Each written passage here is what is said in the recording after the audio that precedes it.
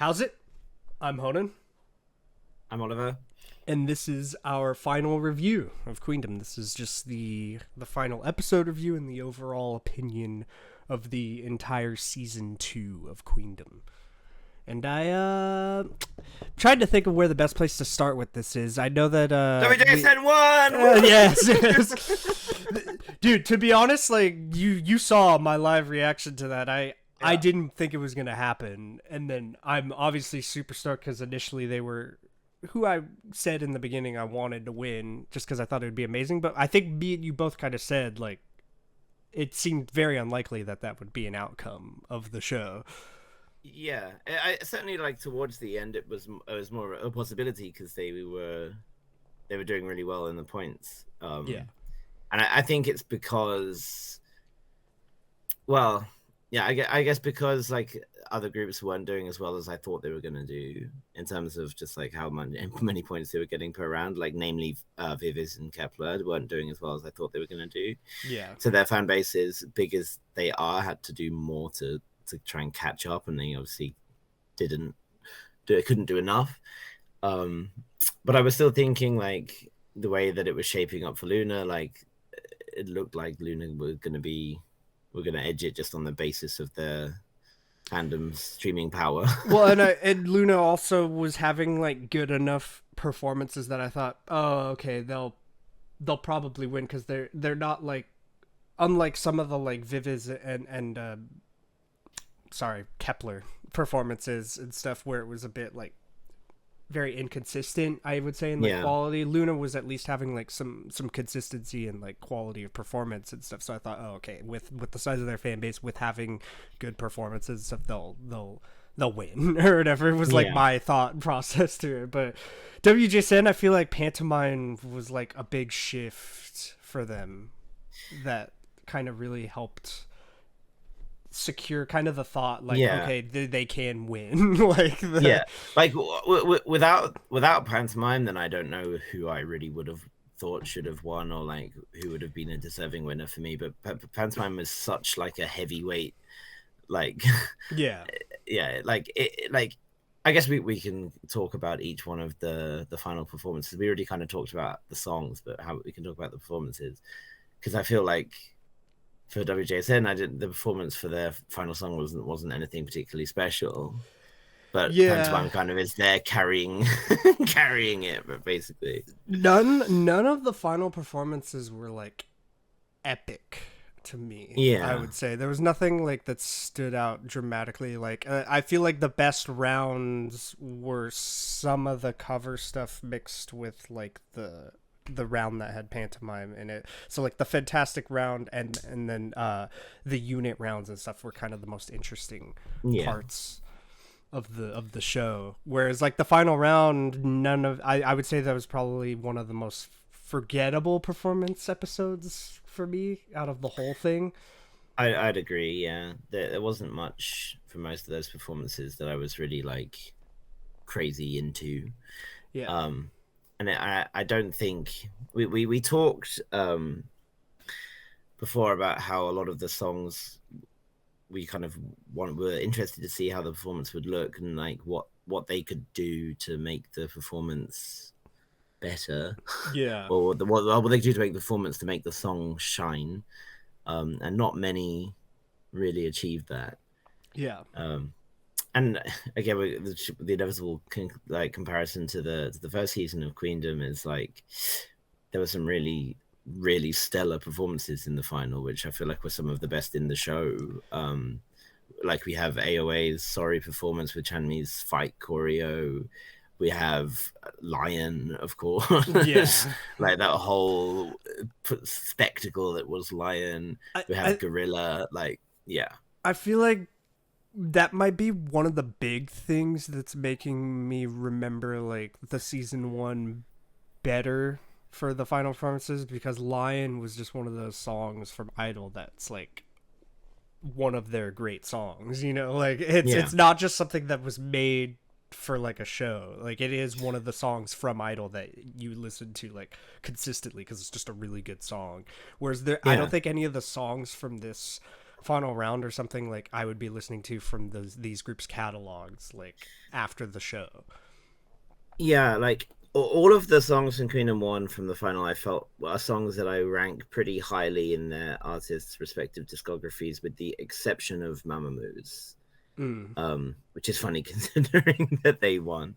I mean, Destiny is an all right song, but I wasn't like crazy about it, and it's you know, like it's Mamamoo.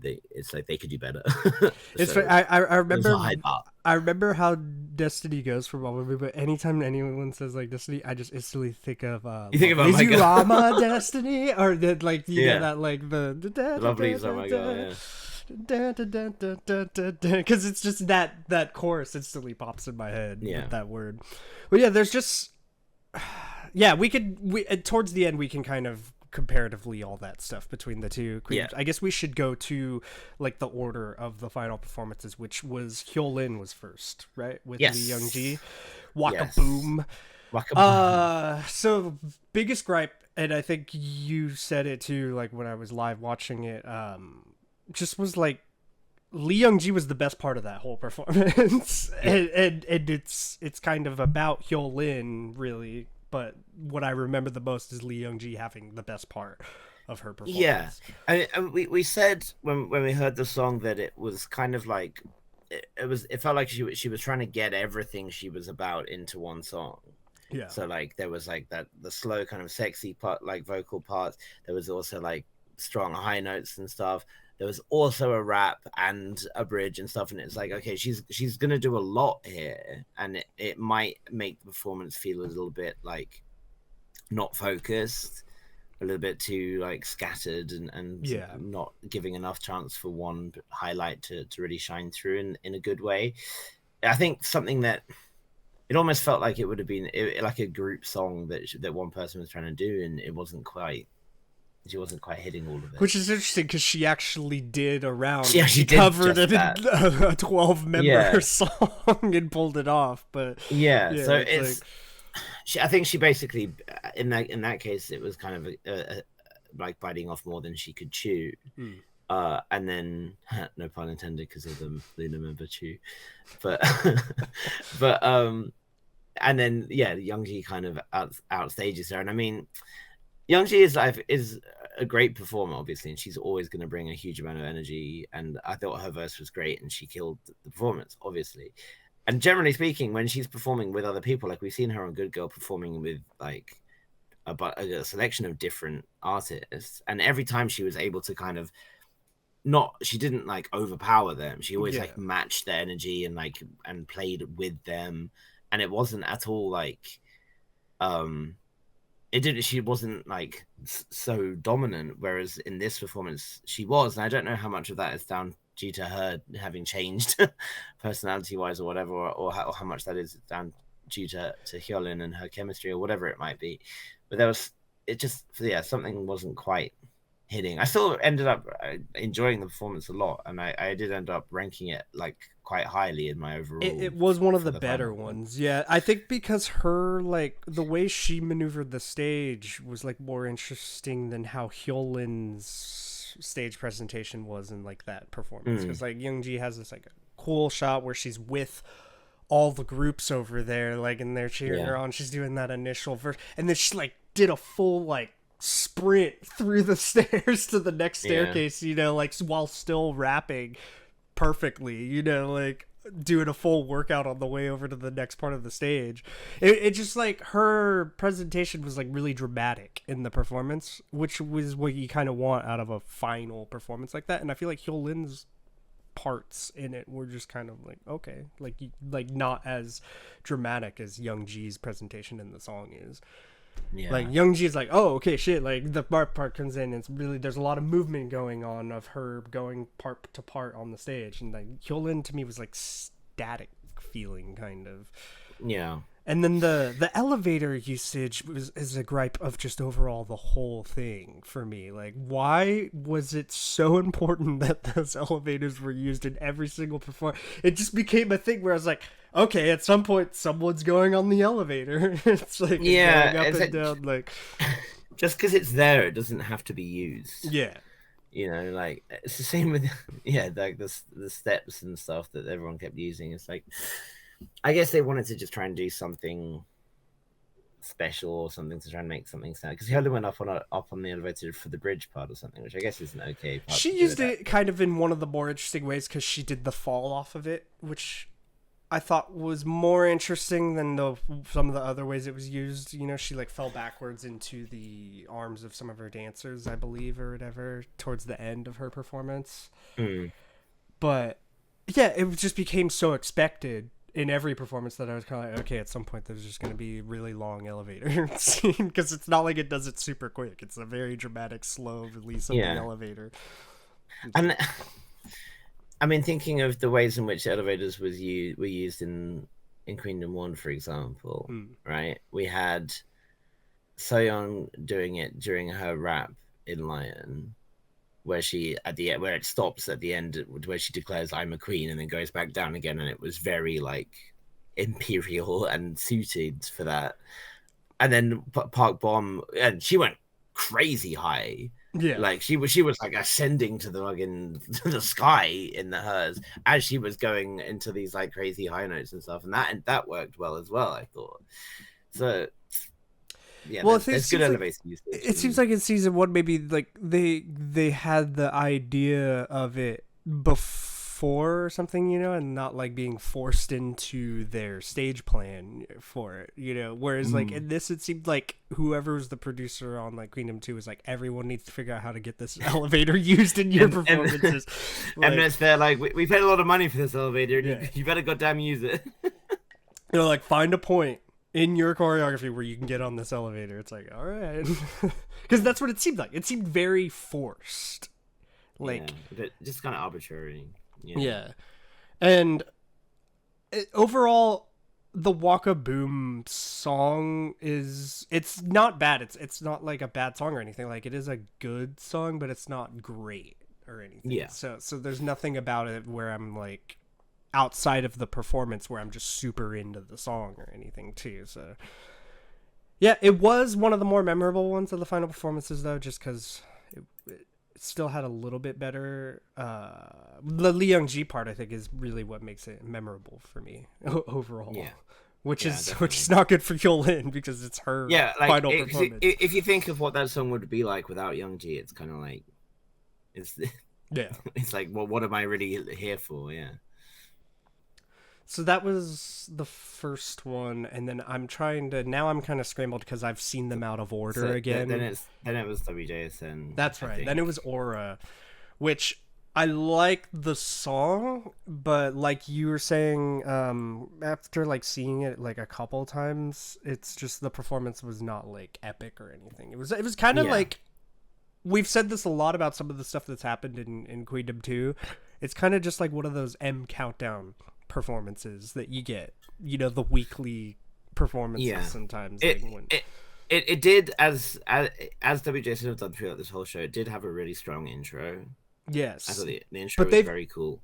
Across the board, they nailed the intros every time. Absolutely.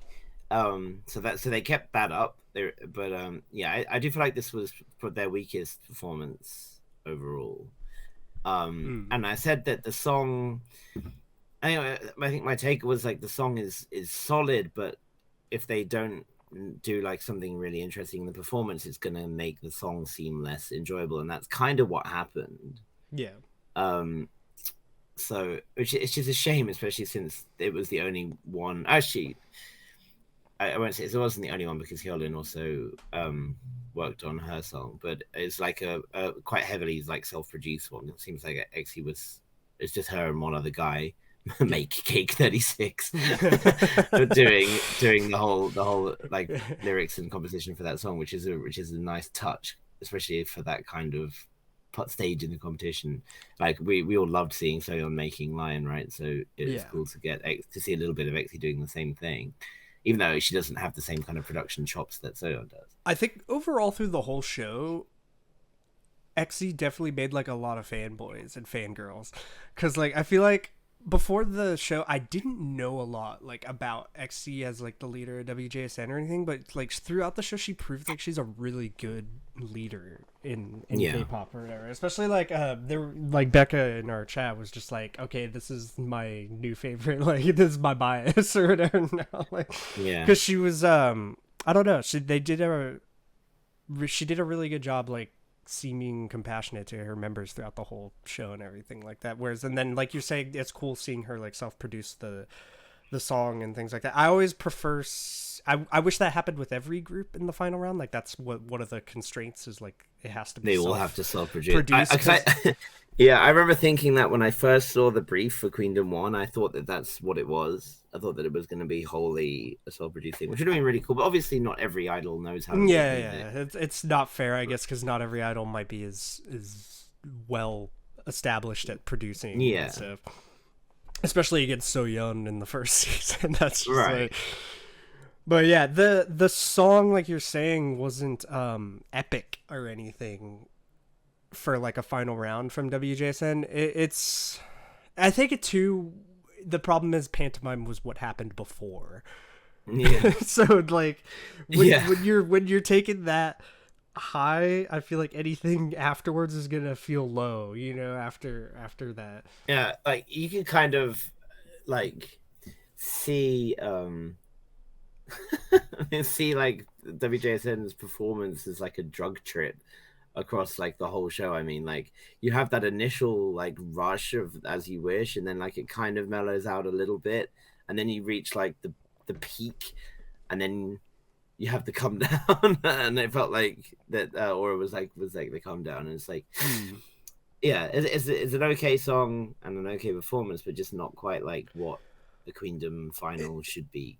It kind of felt like their version of like a Han from like Idol, you know, that kind of like more subtle like whistle style song that doesn't have like a ever like an overly dramatic build in it or anything, you know. It's kind of keeps that consistent feeling to it the whole time.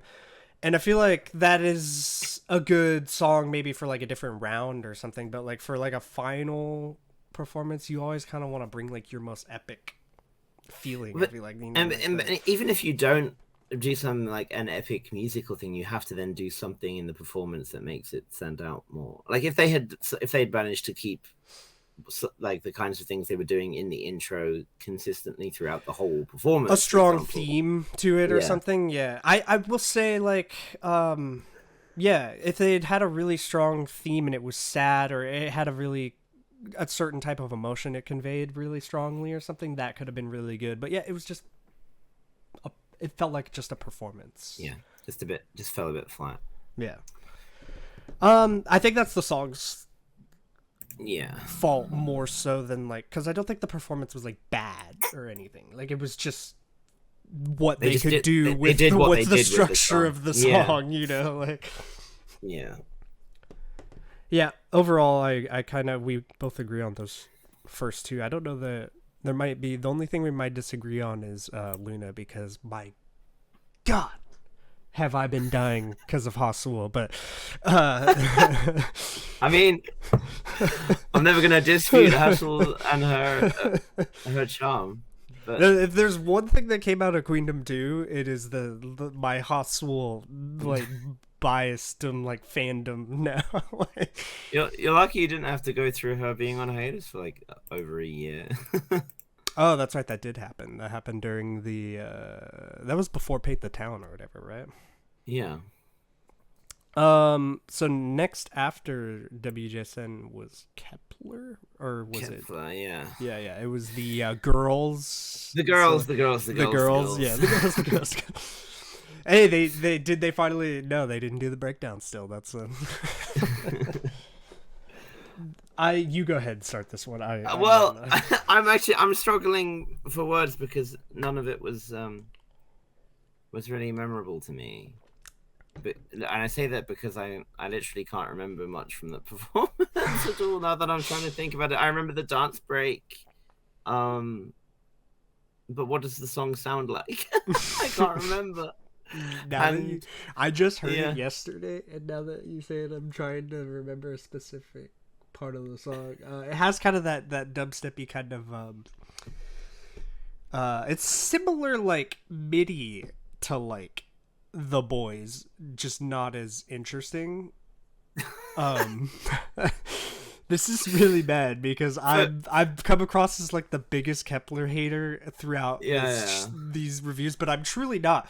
Like I've said many times, like I actually like them a lot more thanks to them being in this show.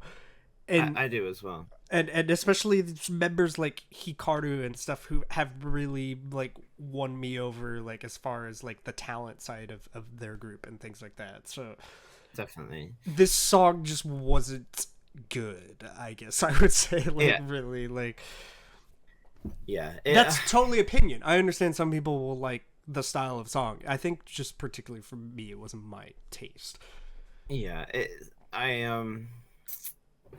I thought it was just it was a Kepler song, right? And it was on the Wadada side more than the Mask side. And for anyone wondering, we're recording this like a lot later than we usually do, like several days later than our usual time, because I had completely lost my voice, as anyone who had spoke to me over the weekend. Yeah, he was singing My Sea. He hit that high note and just flawlessly executed. Yeah, but so rather than it being, it's not quite as fresh in our minds as it would have been usually. I visually remember the performance. I can remember the performance. Yeah, but I mean, but that doesn't exactly say the best things for it, right? So yeah, I think I remember they were clean. It was well synchronized and everything, and I think that is something I criticized a lot in the early rounds, and something that they definitely really improved on. So that's something. I know that we obviously also had the thing with Chaehan having been hospitalized just before the show, and she came in for the performance, didn't sing a word, and dipped, which is again that's not at all a criticism of her, because we know that she can sing. She was obviously she was not up to it, and kind of just got through it because she didn't want to not be there, and got out again. And again, then they kind of turned to Dion and Hikaru to sort of carry the performance aspect of it, which I think they've shown that they're very capable of doing, especially Hikaru. She stands out so much in their performances. It's kind of like one of those things in Twice when you notice Momo dancing so much more than the other members. Whenever there's like a dance focused part of any Twice thing, because like you could just tell how much more skill there is in the movement sometimes and things like that. But the thing I remember too, they used the elevator too. They had Xiaoting and Hikaru and Young-un, I believe, were like the three like who went up as the dancers and did like it was Dion, not Young-un, I think. Oh, was it Dion? Okay, sorry. I think so. I sometimes mix certain members up in Kepler. Hikaru's like the one I can always know and focus on in their group. But I know Xiaoting was there because it's like obviously I know when I see her. They went up on the elevator and did kind of like a dance breakdown performance, which is good. It's a good use of it. That's like the most memorable part of their performance to me, and I think that's because they are good dancers in Kepler. For sure. I think that's their strongest suit. And the thing they play the best off of in the show versus like trying to be vocal powerhouses or anything like that, because they have kind of that 80s issue they run into where that one member is going to be in charge of like all the really difficult high notes. I mean, and that is definitely a factor. It's maybe not quite as extreme as that because they don't prioritize straining to hit crazy notes like Jongho and 80s does, but vocals are not the focus of Kepler songs, and that kind of can be, and often is, to their detriment. Like, especially if you're just listening to the song, like you can enjoy a dance or whatever, but when you're watching it, but if you're just listening to the song, like you need the vocals or the rap to come through a bit harder, right? But yeah, like you said, it's definitely given me. I mean, I was starting to appreciate Hikaru right to the end of Girls Planet. Like, I kind of hadn't given her enough due course. I I remember the one I really started to notice her at was that the unit round when her and Sion, who's now Sean and Billy, did a thing together where they were wearing like sweatpants, like a full like tracksuit. That was a very cool performance. And she's shown how good she is, and especially given how young most of Kepler are, I think this will be like a key thing where they can show how much they've learned and developed, which is it'll be a very good. Hopefully it's been a good experience for them. I hope that they don't feel too downcast or whatever about not winning any rounds or anything like that. No, I feel like they got now overall. I feel like they got a harsher placement than I expected or whatever, because I do think they were better than Viviz throughout the show. I mean, overall, I'm not talking about the final performance, like the final 2 rounds, maybe not, but like the at least, I don't know, I just don't have like the fondest memory throughout the whole show, of like but I must say, like, now having seen Kepler as like a finished group, like Hikaru is like someone I would say like should have won Girls Planet. Like now when I see like the final group and you see who stands out the most in their finalized performances and stuff, like you're like, oh wow, like you can tell kind of who has, like, I'm not gonna say more talented or anything, but I think I've made it like an opinion on that. Yeah. So after them was Viviz. No. Yes. Why am I? Yes, it was Viviz. Then Loona. Then ending with Brave Girls. Correct. Yes. Okay, so we should go over to Viviz. So initially, before we saw the performances, me and you both kind of found the Viviz song really interesting. I thought it was very much G-Friend, which turned out to be actually exactly what it was. Yeah, a leftover that they didn't put in an album because their whole group couldn't agree on it initially when they were G-Friend. And I gotta say, it's kind of interesting because you could see when they went into that meeting for doing the song, you could tell that their company had a way different idea for them. Like, they were like, hey, we want to do something kind of like Stray Kids from Kingdom. I must say, like, I don't think I would have enjoyed seeing G-Friend try and do something like that. Like, so I gotta say, I'm kind of glad they went the direction they did, because that's how it should be, right? It should be them deciding their own path and everything. And honestly, I thought this was probably their strongest showing of the whole show. I think the enjoyment I had of the song definitely was a factor in that. But I thought the performance was cool. I thought that I think maybe it's kind of getting a little bit tired. We've seen the same kind of concepts done multiple times in the show so far, which I think has made them a little bit more stale when you consider it overall. But just like, if you just considering the performance in isolation, and not thinking like, well, we're getting another kind of Alice in Wonderland type situation again, like, okay, whatever. Just looking at it on its own, I think it was definitely their best showing. I do think, if we'd seen that performance like early on, we would have been singing the praises of it like a lot more or something.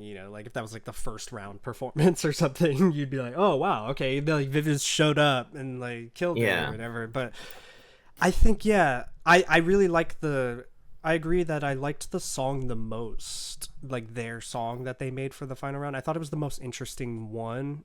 Yeah. And I think that's because it was a G-Friend song that kind of was completed already, just didn't end up in the album. It was the most thought out song maybe out of all the songs in the final round, because it was obviously being prepared to be put in their album that they did last, which would have been the Mago release one, right?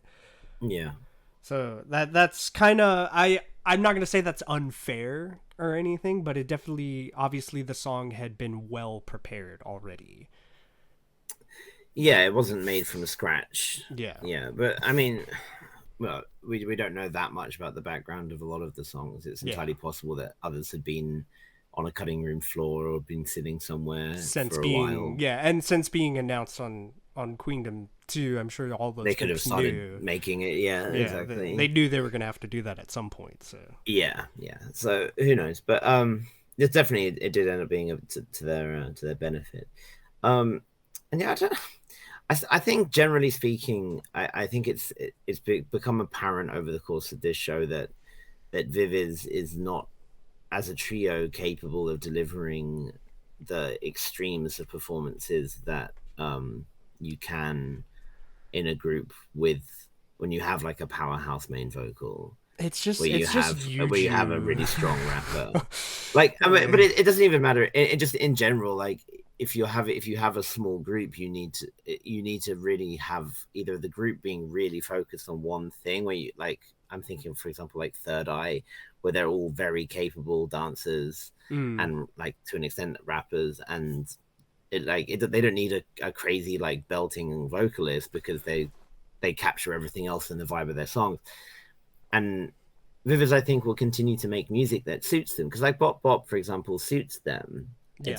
It doesn't require all that much vocally or anything from them, and but neither does it make for the best performance you can do, which is what happened with their Bop Bop performance on the show, and kind of how they've been struggling to make up for what they're lacking maybe as a trio by trying to do things that they're not so capable with. But I feel like this song it shows what they're really good at, and they executed it well, and that's what their strengths they should have played to their strengths more over the course of the show rather than trying to fill strengths that they don't have. Yeah, and we said it before, kind of like you were making the point already, the trio look doesn't suit like how synchronized they are when they were like G-Friend and they had more members, and you could really notice how difficult it was for them all to do like the tricky choreography together. Yeah.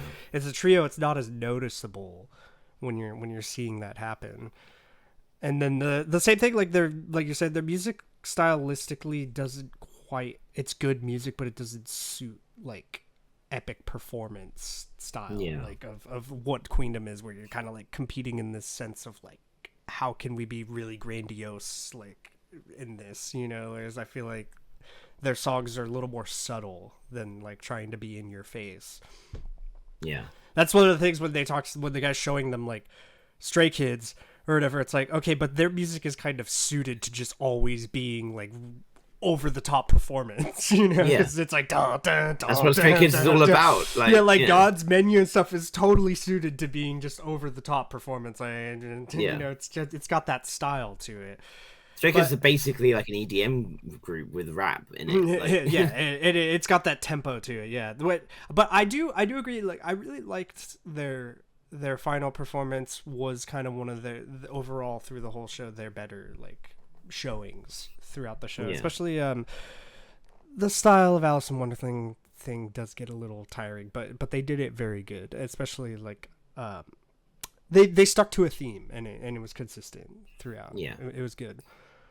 So now we have I think one that me and you are gonna maybe disagree on, the Loona one.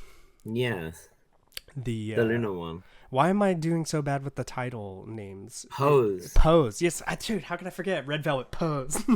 I remember Irene and Joy doing that dramatic like pose in the beginnings. So me and you talked before this happened about how their song had like this chorus that is very instrumentalized, and they needed to kind of do something in the performance to make that interesting.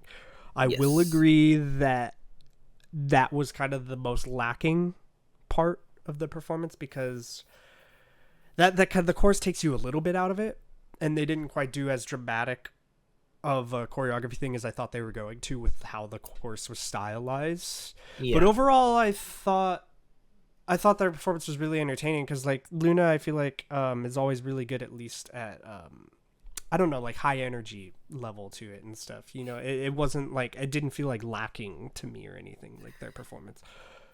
Yeah, the performance didn't feel any more lacking than the song felt lacking, but because the song felt lacking, it felt like the performance was. If that makes sense. I do agree that I kind of wanted more out of the chorus, but I don't think that's like a performance mistake or anything like that. That's just the song structure isn't set up and designed for the chorus perfectly to be interesting.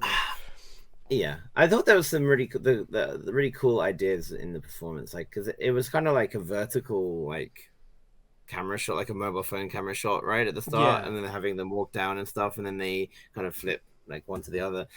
Very heavy on the rap, which we talked about, and that did mean that like the way they use different members was like some members again are getting kind of sidelined, which is an issue, and it's gonna always be an issue when you have a group of that size. But especially when it comes to rap heavy songs, like it's gonna be more of a problem for them. That's the biggest surprise of it. How rap heavy, I guess, is like the biggest surprise because it's Loona. Because it's Loona, yeah. Yeah, and I was just kind of like interesting, you know, like that. This it's a very bold. It's a very very bold choice. Yeah. And ultimately, it's like, well, it both paid off and didn't pay off, right? Because it didn't pay off in that they didn't win, but they won the round. Yeah. And generally, I think the song was quite well received. But yeah, for me, I as much as great as Loona are performers and their stage presence can carry a lot of songs I don't really like. That was just one where I'm like, I like them and I like watching them perform, but I couldn't get behind the song really. Some of it just felt so nothing. Like the bridge, like I walk like na na na, I talk like na na na. It just feels like it's like, guys, come on, how can you go from? I mean, this is maybe a bit too, I'm deeping it a bit much here, but like, how do you go from something as like beautiful and poetic as Butterfly, and then this is your finale? Like they came out of the gate so strong. If we kind of discount the Paint the Town, which they couldn't really do properly, whatnot, and it was still a good performance for what it was, but they come out of it so strong, right, when they're in the show proper, come out with that the great Shake It cover, really like notched things up and stuff, showed the other groups like, hey, we can do big stage shit here, this is Queendom, remember? Yeah. And then they just feel like they came in very strong at the start and they never went back to that level. I found that's kind of how I've evaluated Loona over the course of the show. I do wish the song had more of a Loona style to it than just being, because it felt like a song almost that they wouldn't release to me or something, you know, like it didn't feel like it had their signature on it. I do kind of agree with that about the song, but their performance was kind of, maybe it's just it is the most memorable to me, but that could honestly just be because Loona aesthetically sometimes when they perform just is memorable because you have, you know, Heejin and Kimlip and Jin Soul and like this aesthetic of just like, how am I going to forget that this happened? You know, like... I think the same thing that I said about Viviz is applying for Loona as well here, that it took Viviz a long time to play to their strengths, and they only really played to their strengths in the final round. Whereas Loona started off playing to their strengths, and then in the final round, they feel like they didn't. They chose, I think rap is certainly the area in which they are weakest as a group, and I don't think many Orbits would disagree with that. And building a song around that and choosing that as I know like you can't pin Loona down, like Loona are multifaceted, there is a lot that they can do, but I feel like choosing their weakest side to show in a final was not a good decision, and for me it didn't pay off. I know that for others it did, but well, yeah. I can agree on the song. I feel like the song could have been more suited to their strengths, but yeah, I thought their performance was good though. I remember their performance a lot better from that final round than I do a lot of the other ones that happened. But that's also just, like I said, that could just be because of how much I like the members in Loona. And so, you know, especially since Hasul was basically like destroying me throughout the entire show.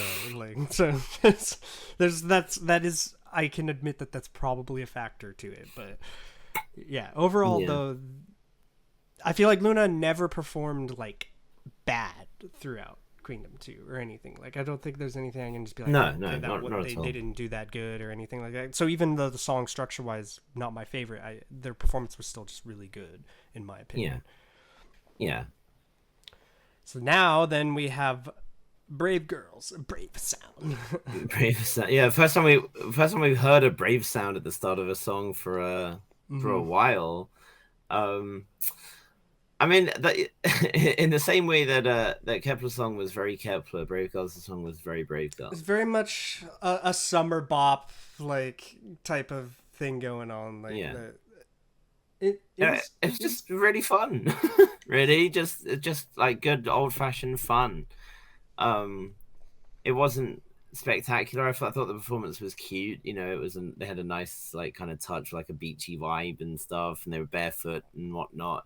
They didn't do anything really extravagant with it, but just had fun, just good fun on stage. Like Min Young sang her heart out. Like Yujin was having a great time. Like it was just good fun. And I can't be mad at it, but neither can I say it was the best performance I've ever seen. Yeah, you know? Which I don't think they even had that mindset of trying to create like the epic thing where they were going to win the final round. They just seemed like they were having a good time in general. Yeah, they were like, this is what we're about. We escaped elimination in classic Brave Girls fashion.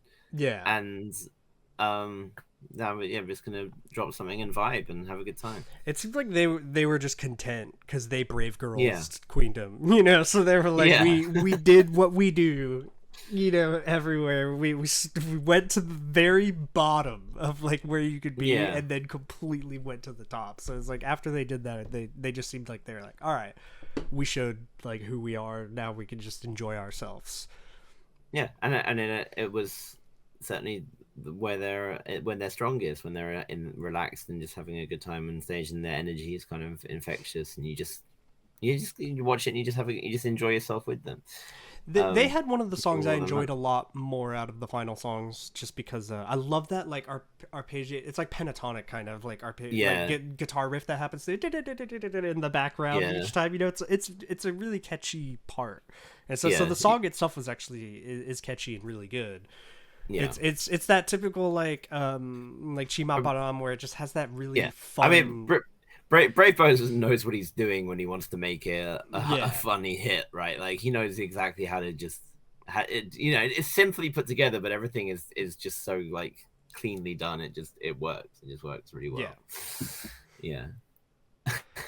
I guess we could do kind of like an overall thought of ranking. I actually didn't. I when I watched the ball again, because I've seen like 3 times now, I actually didn't rank them in my head, but as we've been talking about them, I've kind of started to rank them. You go ahead if you have like your final ranking of it. Okay, so I think my final ranking for the like in terms of the final episode performances, I think I would have Viviz at number 1, Hyolyn at number 2. Maybe Brave Girls at number 2, Hyolyn at number 3, Loona number 4, Kepler 5, WJSN 6. No, maybe WJSN 5 and Loona 6. Okay, I don't know, somewhere in that. Those last 3 you're just not sure where to rank them. Yeah. So I'm trying to think of like why I feel that. So I have Loona at number 1. Okay.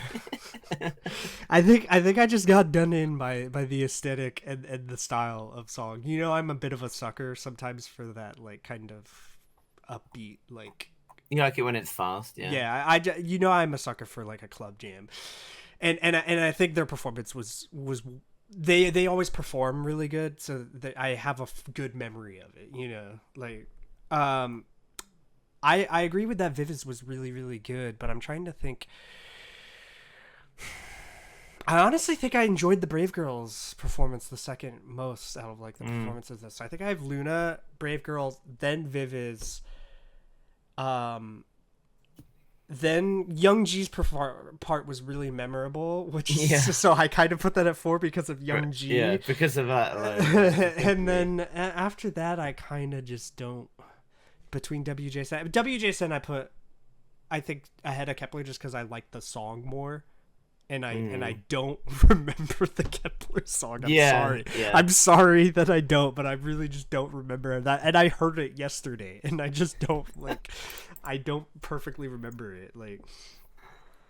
So I think that's why that ends up kind of last for me, just because of the song, not because the Kepler performance was not bad. Yeah. It just the song was not, which is interesting because you would think I would like that style or structure song. I think there's just something about the way they do that upbeat kind of like EDM thing that it doesn't click with me. All right, I just refreshed myself on the Kepler song. It's like can't turn me down. Okay. Yeah. Yes. Okay. Now it all is clicking in my head. Okay. It hasn't changed my opinion at all. No.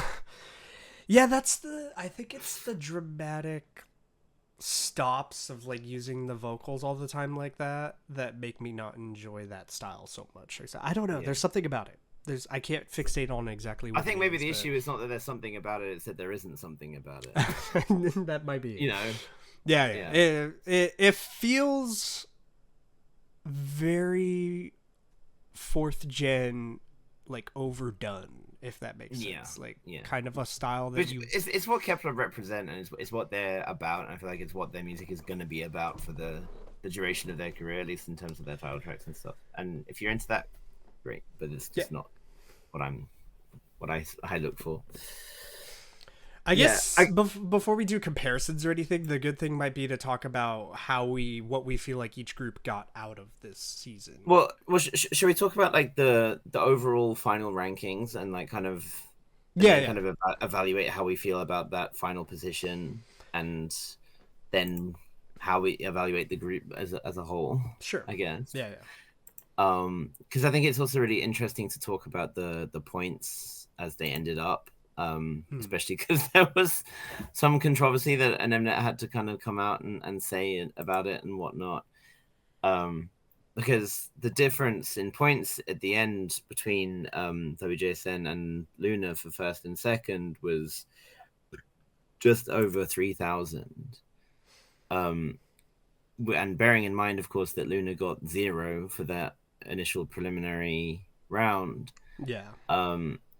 It's a very valid point that even if Loona had placed last in that first round and gotten just a smattering of points, it could still have been enough, or probably would have still been enough to see them over the finish line and actually end up winning the whole show.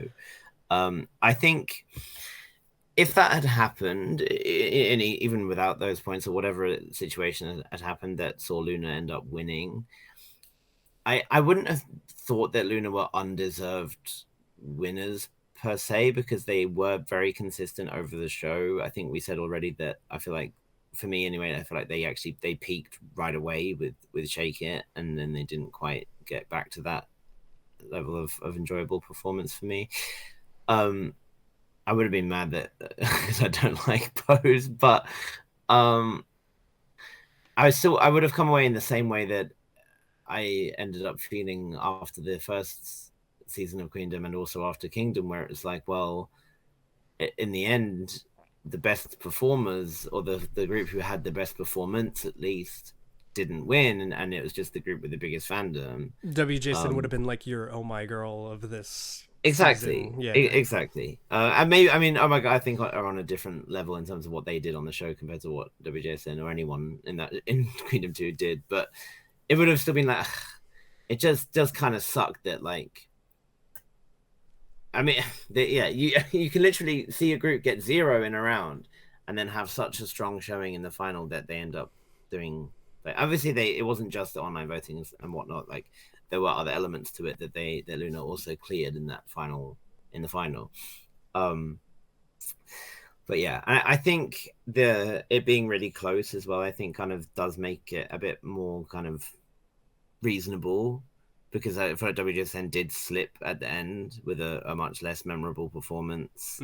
But they had such strong ones before that it was enough to carry them. They were my 2 favorite groups that were in the show going in. Yeah.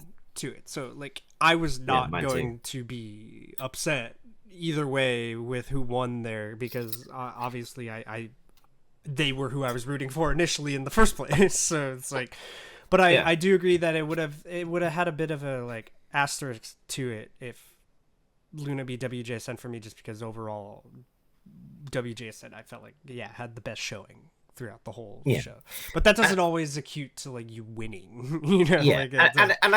We said from the start that it doesn't really matter. Like it hasn't been that big of an issue. Like, I mean, I thought Mamamoo were gonna win the first season, and they did, but it was great for my girl for what they achieved, and I thought that Stray Kids were gonna win Kingdom, and they did, but. And maybe it wasn't necessarily what was achieved, but it was still great in terms of what I was able to see from B2B, for example, because B2B, I think, were the real gem of Kingdom for me.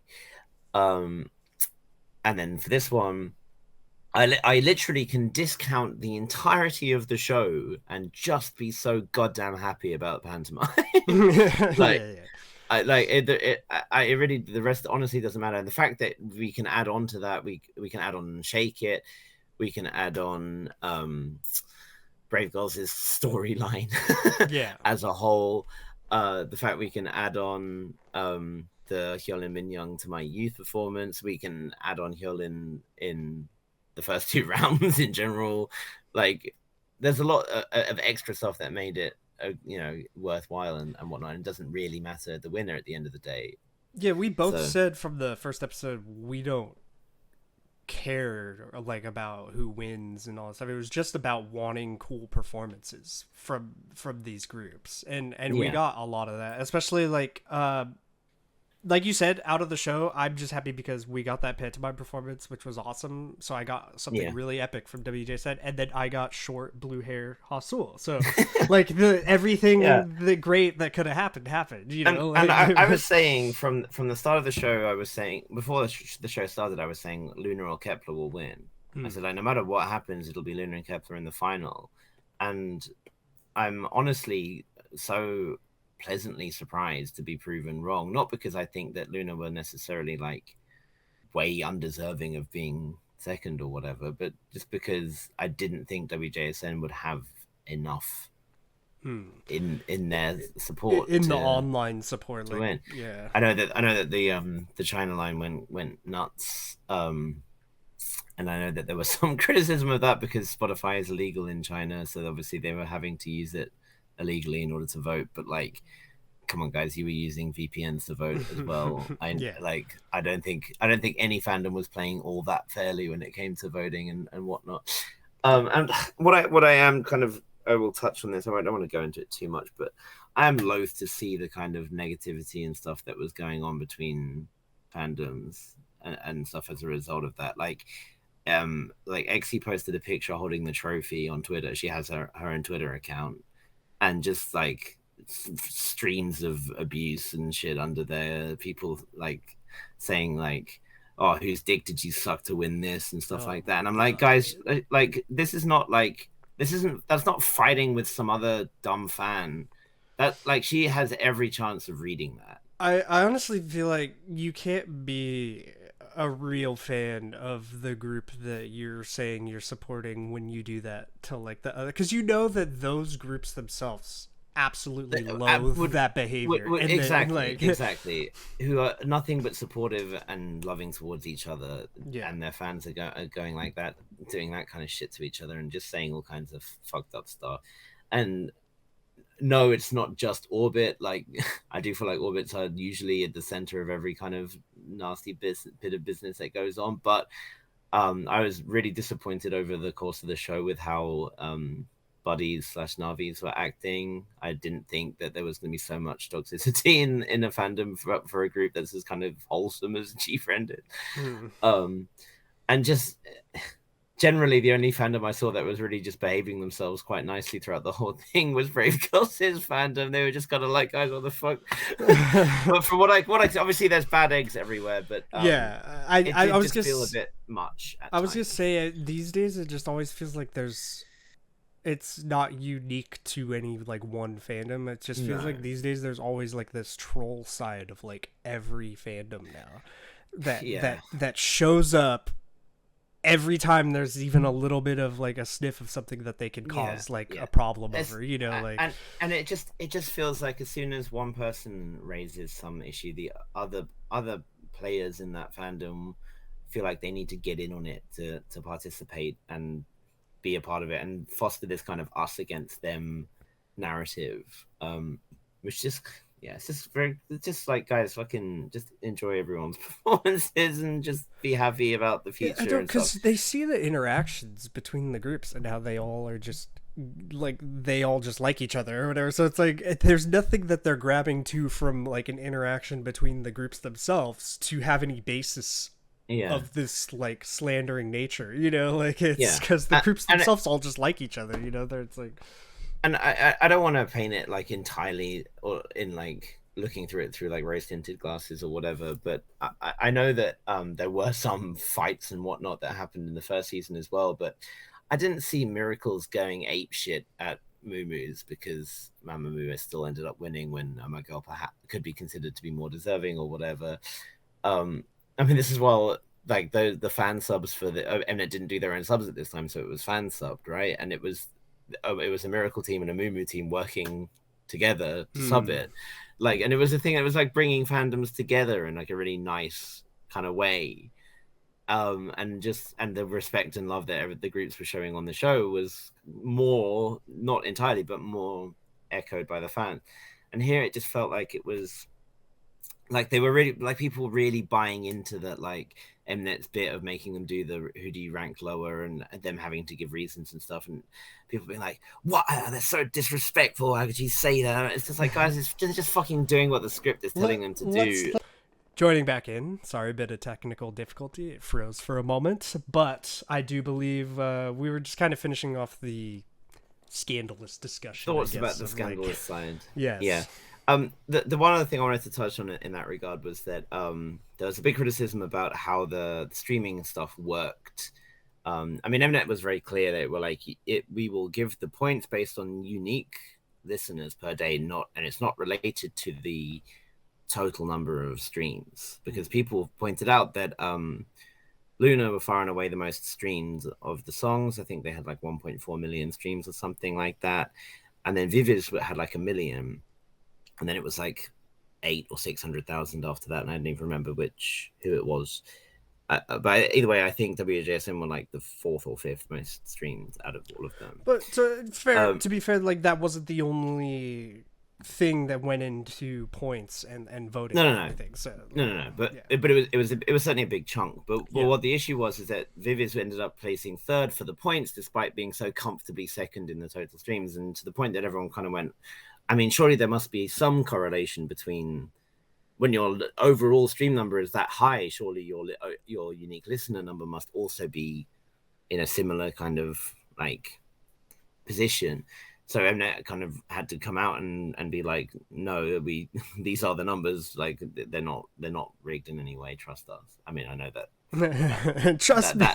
that might not go that far, but it was clearly explained, and I feel like it was a little bit kind of silly to kind of push for that kind of thing. But in the end, just as it didn't matter for Queendom who won, it's will remain to be seen, but with every group almost dropping something. We have Kepler dropping a mini around the corner, we have Loona dropping a mini around the corner, and we have WJSN dropping a single album around the corner.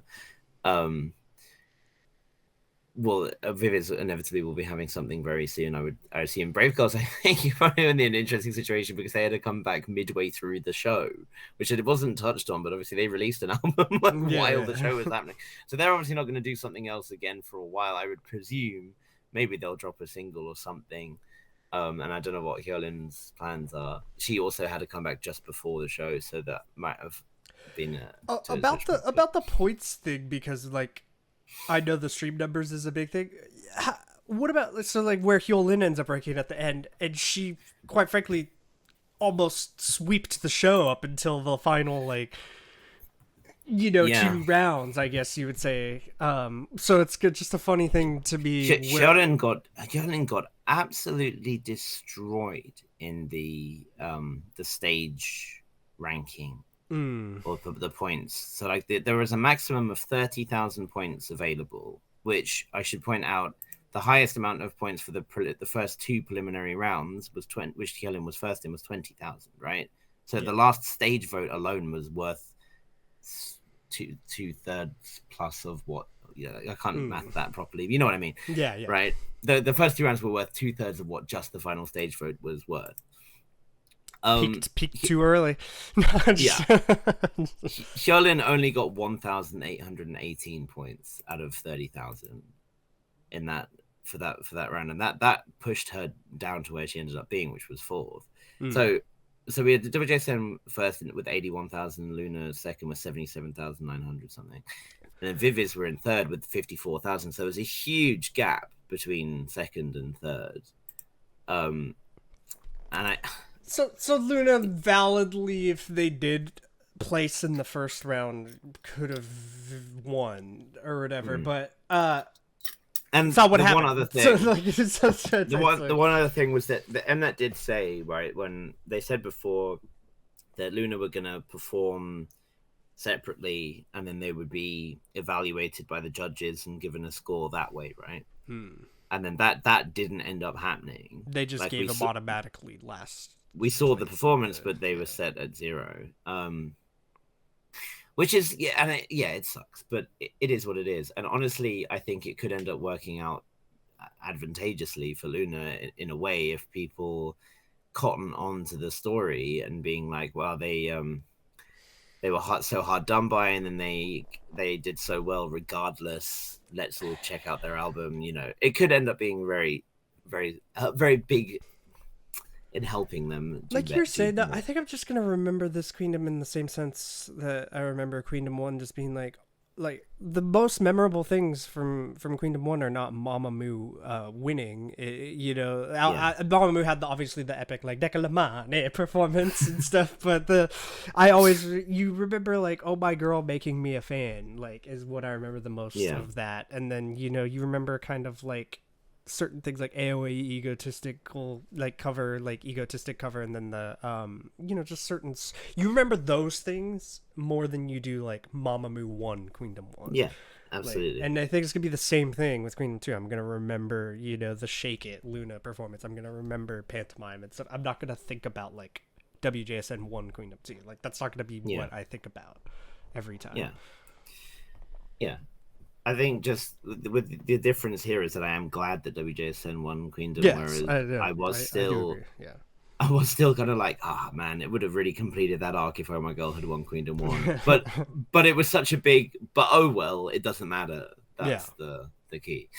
Anyway, so I think that's probably what we need to say about WJSN and Loona overall. I think one thing I also want to touch on a little bit, and I mentioned this before, is that I feel like Loona do have an issue with how much Heejin is a focus, and it's a tough one because Heejin is really, really good. Like, she's really good at what she does. She's a great center in the way that she commands attention on stage. She's a great dancer, a good vocalist, and a good rapper. Like, she is an extremely talented individual, and she ain't bad to look at neither.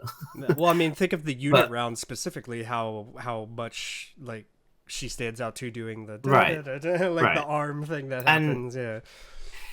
But I think it kind of culminated my issues with this when we had the special stage at the end of the final, right? When she's the one who ends up going to do that. I mean, this wasn't related to the performance, the final round or the rankings or anything, but it's just like, why is it always seemingly like Heejin is the focus? Like, yes, she's the center of the group, but I feel like WJSN, for considering as another large group, there was a lot more time where other members were shining in their own ways. Whereas in Loona's case, there was a lot less of that. I felt like it seems to be like there's a strong kind of part of Loona that gets a huge amount of attention every time because they are like leaders in their positions and whatnot. But we see less from other members as a result. And I think that's a shame. And it is naturally what can happen when you have 12 members, but over the course of the whole show, it was like, that's another reason why Shake It was so good, is that like they were able to use Go On really well in that, for example. And then we don't see her, we barely see her again for the rest of the show, you know. It's like, to be fair, that's kind of universal across the board. Yeah. But it's yeah, just, I know just a shame. I know what you mean. I will not accept this Heejin slander. No, I mean, I don't mean it to be Heejin slander. No. I'm joking. I know exactly what you mean, because you've heard me say it when we're watching it live. I'm like always like, wow, you really notice Heejin in these performances, and it's like, it's because she's getting a lot of the focus in a lot of their stuff. And like I said, it's partly because of how good she is as the center that she commands that attention. But it's like, she does just stand out a lot. Yeah. But she's one of the most unique idols, I would say, in the industry that you come across. Yeah.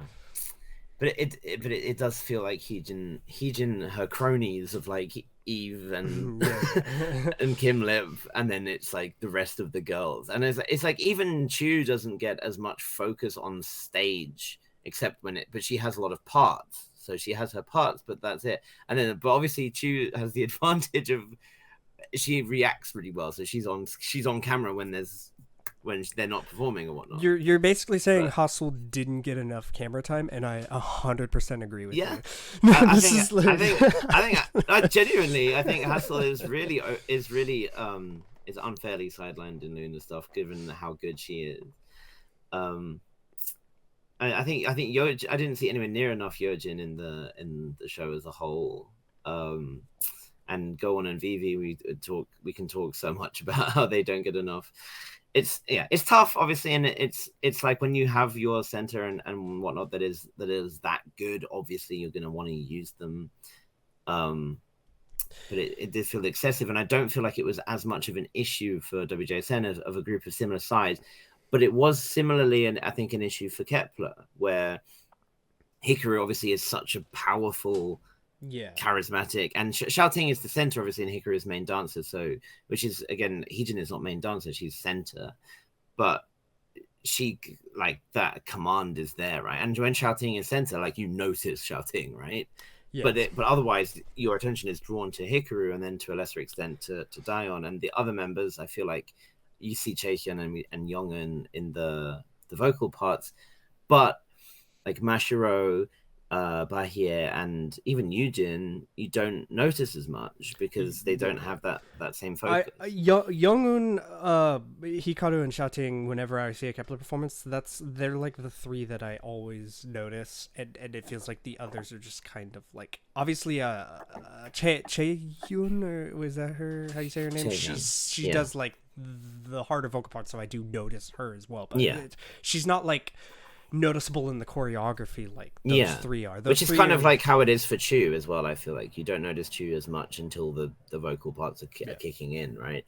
But that's where I think WJSN are really strong, because there's a lot, like, yes, like you have Yeonjung, for example, carrying the vocal parts, but you do notice Yeonjung in the performances outside of when she's singing.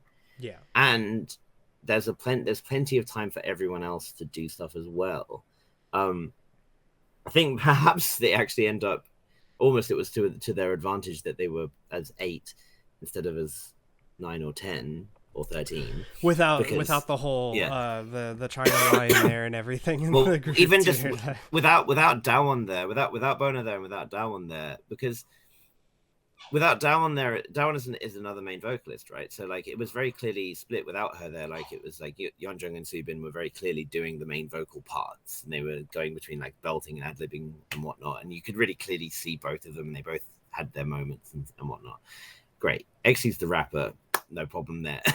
Right. And then, but you see like Yodam and Daeyoung have plenty of opportunity themselves, and it often, to me, when for WJSN outside of Queendom, just in general, Luda and Bona were ones I noticed less, generally speaking. Without Bona there for the first parts of the first few rounds, there was more chance for me to notice Luda, so that helped. And then when Bona came back, they made a big thing about her coming back, and she had really prominent parts in the song and the performance, so that helped her as well. And it felt like WJSN used and utilized their whole lineup the most effectively for out of the bigger groups. Obviously, with the smaller groups and with Hyolyn, it's like they did what they did, and everyone had their moments. But for the bigger groups, I felt like WJSN were the strongest by far in utilizing their whole lineup. Yeah, I can agree with that. I do agree that Loona, like Yeonjin and even Choreri, right? Is that how you say her name and stuff? Like some of them get lost Cherry in the cherry. Yeah. I always want to read it like Choreri. Choreri. They kind of get lost in the like the choreography with the focus on like Heejin, Kim Lip, and like Jin Sol and some of them sometimes. But I feel like those are like Olivia more than Jin. Olivia Hye is just so noticeable though. Like I mean, come on. It's like That's the thing. It's a very difficult situation because the members that are getting the focus are getting it because they are that good. Yeah, you know, and I feel like it's just hard that the other members are really good as well, but they're not getting the chance just because everyone else is so good and they have the important position wise, like main vocals, main dancers, and whatnot. So yeah, it is what it is, but it's just something I wanted to mention, and more as a kind of compliment to how well WJSN utilized everyone. I thought over the show. Sorry if you guys are hearing scratching and dogs going crazy. The puppy has awoken and is causing chaos outside. But there's I do agree with that sentiment. WJSN definitely was really good at making me feel like all the members appeared in their performances. And you don't always get that with, but Kepler was the same thing, kind of like with Loona, where you didn't quite get a grasp of all the members through all their performances. Yeah. So Viviz in third, I feel like is generous. Yeah.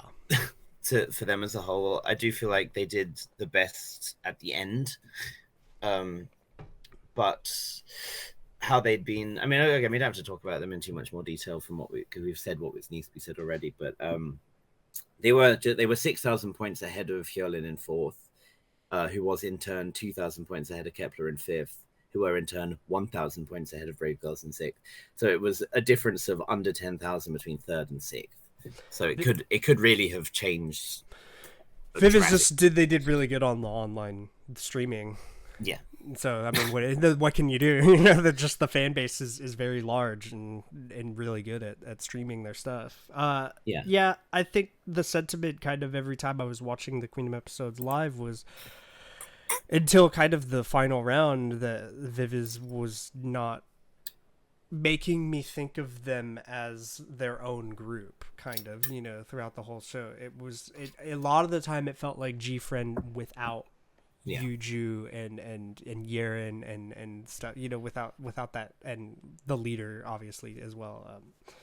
Why do I always blank on her name? So on. Yeah. It just felt like half of G-Friend sometimes throughout Queendom too. Yeah, but I think going forward, it will be a good experience for them, because I feel like it's helped them to understand their own strengths and weaknesses more.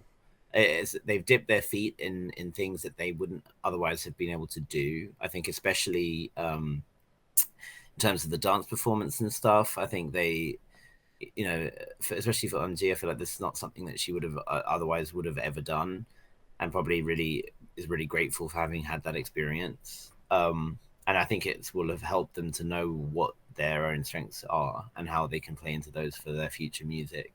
Because I know that they all have interest in making music themselves, so I hope that the experience they had here will inform them in that, and they can make good stuff going forward. We didn't even we talked about how Loona could really benefit from the narrative that happened and the attention and whatnot that they've gotten from just having been on the show, because everyone in Korea knows Chu. And I mean, like, not everyone in Korea, but like Chu is very well known, but Loona is still not very listened to in Korea. Yeah. Occasionally you'll hear Paint the Town or whatever playing in the streets. If you hear a Loona song, it's going to be Paint the Town. But Chu is like really prominent. And I mean, like, the other day I was waiting across the road and a fucking bus went by with Chu's face on it. Yeah. Well, and she's perfect for advertising. It's like, it's right. But I mean, I mean, for a bus ad, like that's crazy. Like the kind Yeah. of people you usually see on buses is like nowadays it's like Won Young or Esper, and she is getting to is kind of being increasingly viewed on a brand level, like in that kind of plane, which is crazy given how the respective difference in national domestic interest in the group's music. So I feel like this upcoming album, and I from what we can tell, obviously it's very hard to tell with Loona because they can do any sound. It might be a different kind of a different vibe from what we've heard from them recently. It might be more summery, more upbeat. But who knows? It could be entirely flip. That's the whole point of the song. It's like flip, flop, whatever. So it could be anything. But it could be a real good moment for them. I hope it is, obviously. I feel like all the groups have an opportunity to... What Oh My Girl did that was really good was after Queendom, they released absolute bangers that really propelled them higher and higher off of the interest from Queendom. Yeah. And I feel like every group in Queendom 2 has kind of the opportunity to do that right now. Yes. They have the interest there from the show, so they kind of have to release something that really keeps that interest going. WJSN are in a really risky spot. I feel like they're actually probably in the worst spot, amusingly, out of everyone, because they do have their contracts expiring next year. And they have Ive on their label, who is killing it, and it's right. killing it, and so Starship's focus, Starship, I hope are now paying attention to them more and realizing, actually it doesn't just have to be about I've sold 500,000 copies of their debut or whatever, but but we have a very talented group here who is able to do a lot of their own stuff, and B has a really versatile group of members with a lot of talent. So let's see if they can capitalize commercially and sell better than they have before, and see if that in turn leads to some better a better reception for the company and maybe contracts and whatnot. I wonder if Starship themselves even wanted WJSN to win. Like if they kind of, when WJSN won, we're kind of like, oh well shit, now people are gonna kind of take a more stringent look at us or something. It's like, well, and it does make you wonder, right? Like if Lovelyz had won Queendom, for example, would there have been a different situation in regards to what happened, like mismanagement with their contract and whatnot? Like what could have happened from there? So I hope we don't have another Lovelyz situation where they end up releasing some of their best music that they've ever made and then disbanding.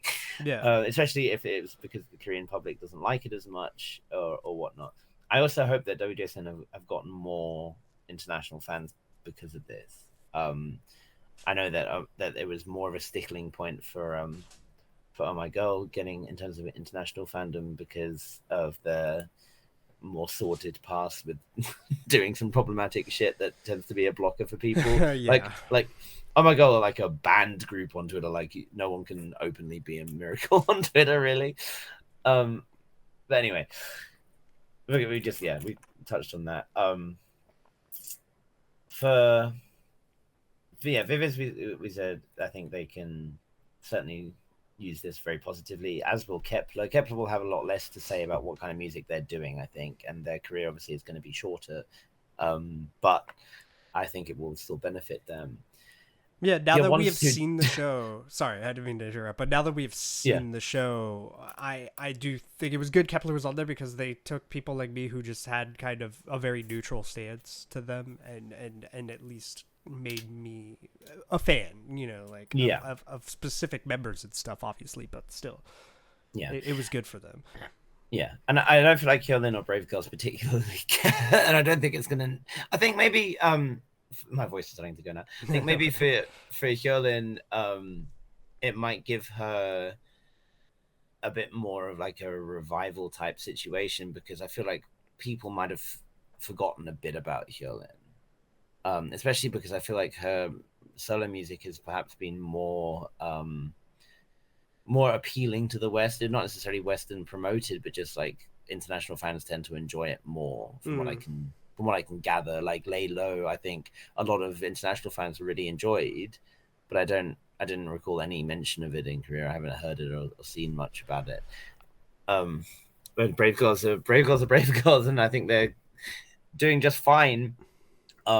Maybe they were starting to peter out. Obviously, they weren't going to ride the rolling high forever. Yeah.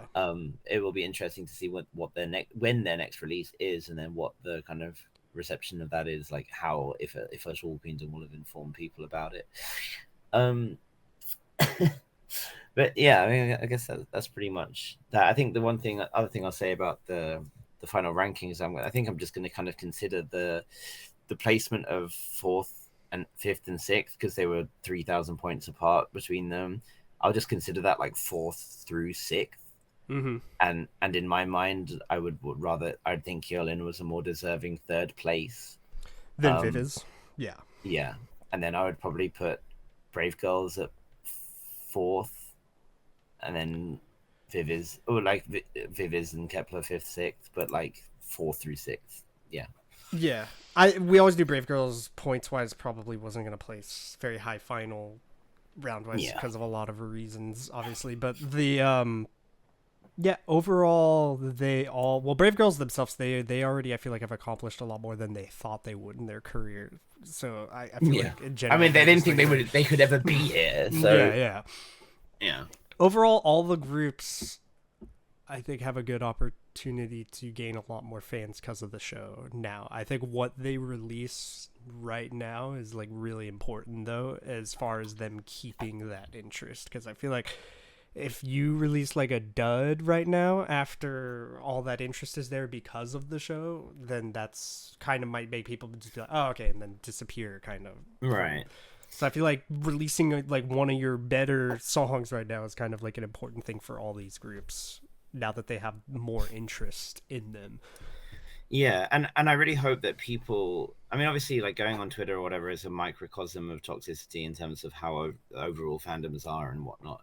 But I do hope that people don't say like you're only a fan of one of the groups beforehand, and then you watch the show and you're like, oh, actually, I really like this other group's performances. I want to check them out. And you go on Twitter and see people from your existing fandom being like, oh, they're awful. They said this terrible thing. I hate them. I can't believe they do this. And then that puts you off. I really hope that that's not been the case for many people. I hope that people will enjoy the groups for their music and the idols' personalities and whatnot, rather than any behavior of the fan. I think it might be because I don't have a Twitter account and I don't go on there really. So like I enjoy things. It's for the best. I enjoy things so much more because I don't know these things, you know, because it's like I felt obligated to rejoin the Twitter world in order to like promote my new goose better. No, like, I understand Twitter, and I do understand enjoying the back and forth with certain people on Twitter and stuff. I feel like you're someone who really does enjoy kind of the back and forth on like a Twitter thread with someone. Yeah. But I don't really fight with people on Twitter. No, because I don't have the energy. But it's not worth it most of the time with how toxic some of it is. Yeah. No. But yeah, so I hope that's you know, don't tarnish the group by the actions of its fans. It's always the important thing to remember. Yeah. And overall, as a closing note, I guess we can kind of draw the comparison to Queendom 1 and say that I do feel like this season didn't meet the expectations that had been set by the first season, in the same way, really, that Kingdom did not also meet those expectations. Yeah, it's always hard to beat the first. In different ways. You know, the first one. It's like... Queendom 1, I will probably always, out of all the versions they do of this, Queendom, I think I'll always remember that one the best, just because, it made me an Oh My Girl fan, and I really like Oh My Girl these days. So that was like a big part of the performances are so memorable from Queendom 1 comparatively, I feel like, to Kingdom and Queendom 2. Just overall, when you think of the whole arc of the show. I mean, I can think even like on an individual level, like each round in Queendom 1, there's multiple performances from each round that I really, really enjoy and would go back to and do go back to like regularly. Like the first round, like I think of Dekalkamani, I need to say it more correctly. Dekalkamani. As well as Latata, and I've always been a big fan of AOA's miniskirt performance from the first round as well. And Park Bom's You and I stage I thought was really nice in that first round too. The second round, obviously the covers, we have like AOA's egotistic cover, as you said. We have the like fucking Destiny. Oh my girls, cover. you are my destiny. Like, there's a lot to enjoy in that round, and then the fan round we have like Idol's Nightmare Put It Straight round. We have Oh My Girl's Twilight stage, which is spectacular. Yeah. There was the Idol really actually, when you think back, they really killed some of those performances really good. Yeah, we had the I Miss You stage in that round as well. Just crazy vocals. Like, I like Park Bom's Eyes, Nose, Lips cover that she did in that round as well. I thought that was really nice. There's so much in each one, and that's there's if you take away unit rounds, like so much. There was the Hwasa K arc, which was still the best arc of all the stuff to happen. We didn't really. We got some nice interaction moments and stuff. We didn't quite get that level. I never got my Chu Taeyeon interaction, which was like the whole reason I was watching the show. Only at the very end when Taeyeon asked Chu a question. Right? That was the best you could get. Yeah, it's take away Loona Shake It, and you take away Pantomime, and kind of some of like the Hyolyn like performance aspects. Maybe Touch My Body. I think that was a standout for the first round. But if you took those away, there's just a lot less of memorable performance, I would say, comparatively to Queendom 1. And there's a lot more performances I'd be listing off from Queendom 1 that you had to. If I'm trying to rank the like all 12 stages for each round, I feel like outside of those ones that you just mentioned, the Queendom 2 stages are almost always going to be the bottom 6 compared to the others being the top 6. And I feel like Pantomime is absolutely one of the best stages in the whole show across both seasons, for sure. And Shake It definitely would place highly. I don't think I would place it higher than Destiny or Egotistic for its equivalent round, but I certainly would place it higher than Fire or Han or Good Luck. Yeah, obviously that Fire it's not that was not the most fondly remembered. Yeah, thanks. But so those definitely standouts, but the standouts are fewer and farther between, unfortunately. But having said that, it was still very much an enjoyable watch. It was still very good. I watched it twice each week.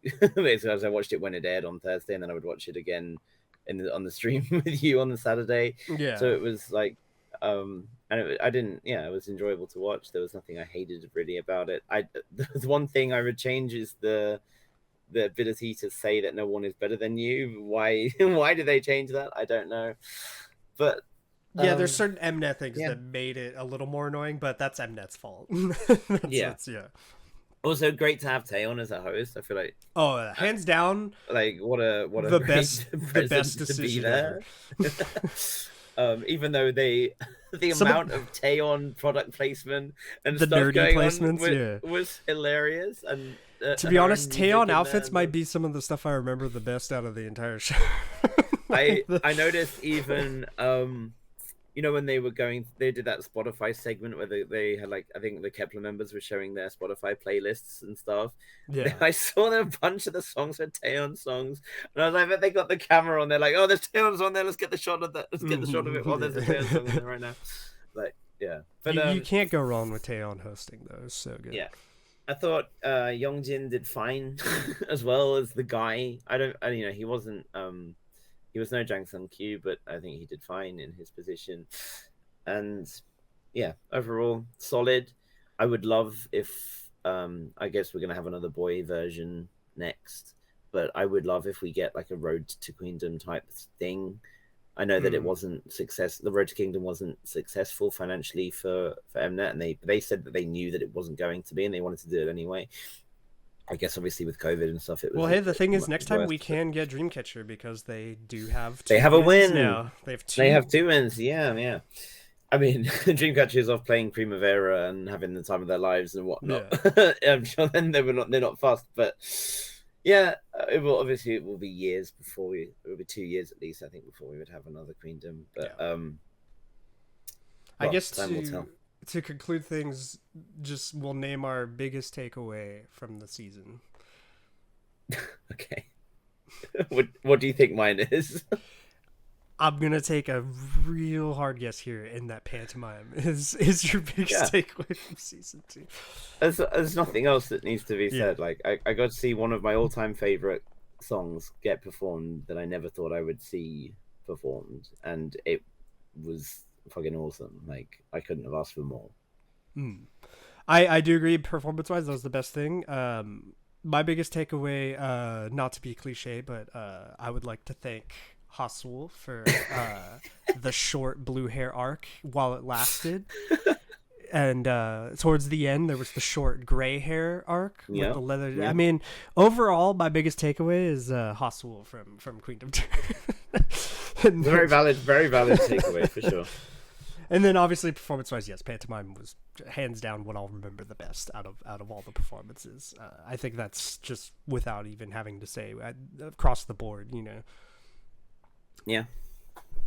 It was good. It was really good, but yeah. 2 thumbs up have come out. 2 thumbs up. That is our final conclusion review of Queendom 2 comparatively to everything that's happened in that. Let's call it the Queendom arcs now, I guess, because there'll be even more to come, I'm sure, in the future. Yeah. I am Honan. I'm Oliver.